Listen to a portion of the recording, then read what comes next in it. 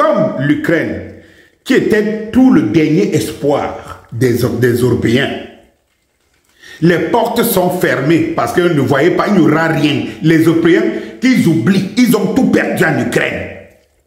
Et ce qu'ils ont mis comme moyen, et ce qu'ils attendaient de récupérer, les terres rares.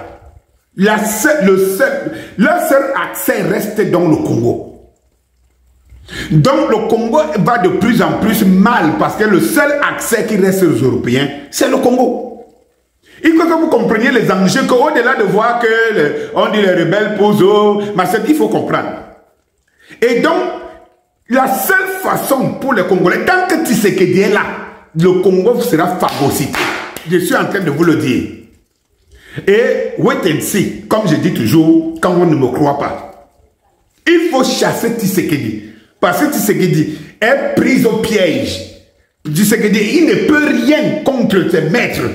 Ils le tiennent de par ses avoirs, de par ses signatures, de par ils le tiennent, il ne peut pas les trahir.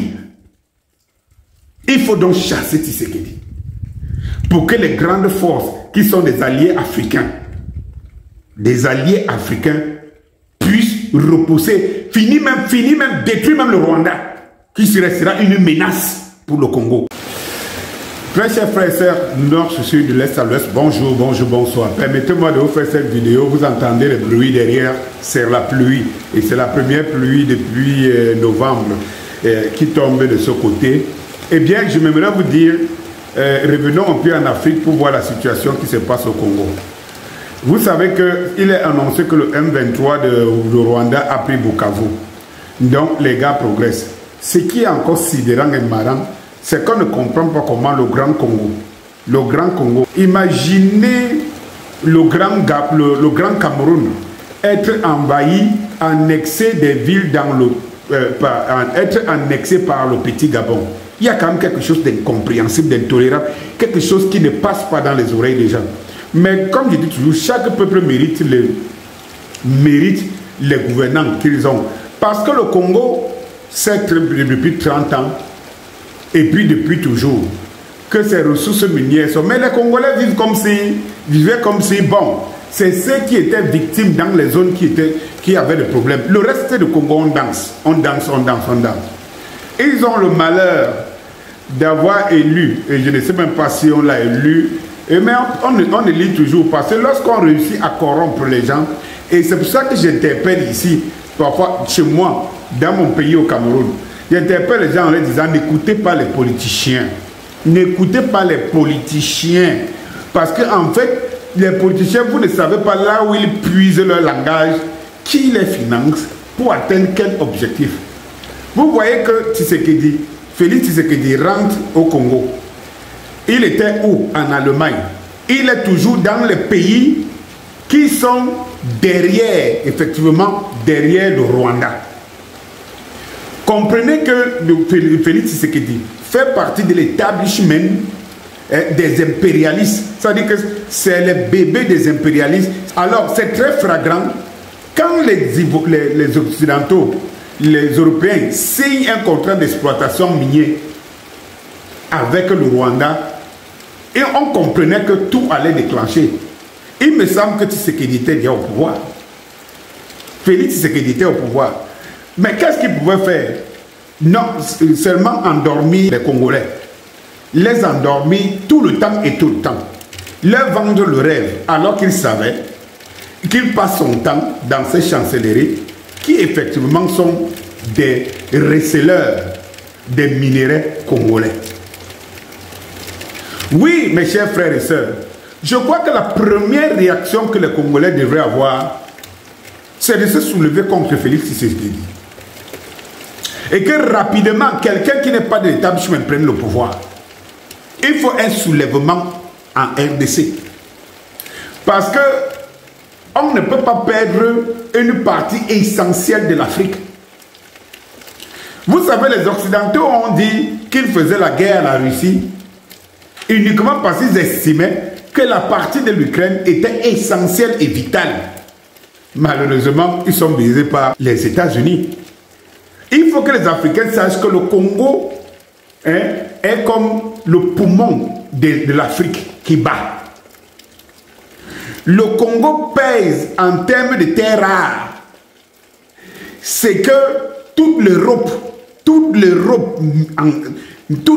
vous comprenez donc que quand les Occidentaux qui savent qu'ils sont en décadence commencent à signer des contrats d'exploitation minière avec quelqu'un, un petit poussin qui n'a pas de mine chez lui, vous comprenez que les gars ne s'arrêtent nulle part.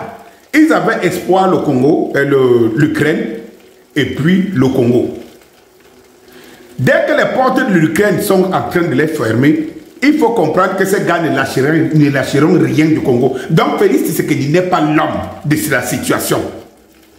Comprenez que les Occidentaux vont tout mettre pour le Congo. Tout mettre derrière le Rwanda. Parce qu'ils savent déjà qu'ils ne gagneront rien derrière l'Ukraine pour les terres rares. Alors ils rabattent toutes leurs cartes maintenant au Congo. Donc Félix Tshisekedi devient le mal, la dent, la mauvaise dent qui gangrène tout le Congo. Oui, je préfère le dire ainsi, qu'il faut qu'on le sache. Parce que le Congo était, je dis que c'est le poumon, c'est un poumon de l'Afrique. Si les Africains, l'Afrique émergente, aujourd'hui perd le Congo, ah non, c'est un bras cassé. Parce que le Congo détient sur son sol les richesses exploitées par le monde entier. Le Congo vit la même situation que l'Ukraine. Ça veut dire que les ressources. Et Tshisekedi n'est pas l'homme de la situation, je le dis encore. Et les Européens, les Occidentaux vont accentuer leur poussée au Congo. Jusqu'à mettre même des zones de non-droit. Parce que c'est l'objectif. Tant que les Congolais continuent à regarder Tshisekedi, Félix Tshisekedi, alors qu'il a été signé, c'est dans les chancelleries occidentales, qu'il a été donné à Kabila de laisser la place à Tshisekedi. Tant que vous continuez à observer Tshisekedi, vous verrez le Congo disparaître comme ça devant nous sans rien. Même la petite poussée des Tchadiens, des Sud-Africains, eh bien, tout cela ne peut être efficace que si Tshisekedi quitte, si on le dépose. Parce que je vous dis, un grand malheur est en train de frapper à nos portes au Congo. Parce que si les Congolais, si les Occidentaux perdent les ressources des terres rares des Congolais, c'est fini totalement. Ils n'ont plus espoir à rien. Qu'est-ce que vous ne comprenez pas de la géopolitique? C'est moi, le petit Dani Scorpio ici, le nain intellectuel. Et à chaque fois, j'attire votre attention sur ce qui va arriver. Sur chaque situation, sur chaque... ce qui va arriver. Et lorsque ça arrive, tous les grands médias commencent à reconnaître ce qu'un petit nain intellectuel comme moi, qui se veut tout simplement aiguilleur de conscience, a passé le temps à démontrer, à expliquer.